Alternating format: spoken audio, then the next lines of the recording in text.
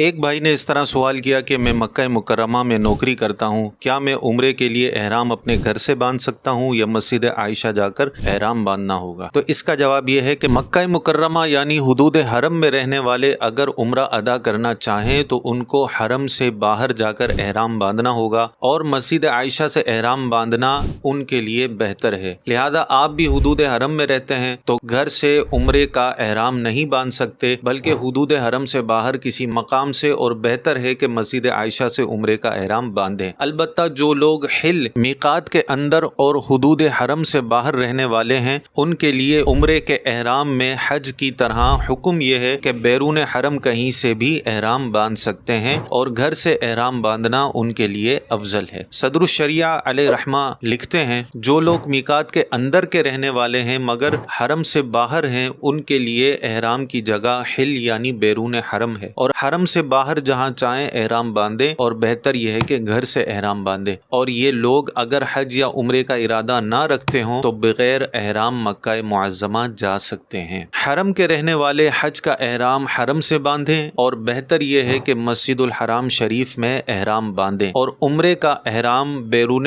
حرم سے بہتر یہ ہے کہ تنعیم کا مقام ہو۔ اسی طرح کی اسلامک نالج حاصل کرنے کے لیے ہمارے پیج کو فالو کریں، اور ہماری ویڈیو کو ضرور لائک کیجیے گا، اپنے دیگر دوستوں میں بھی اسے شیئر کیجیے گا۔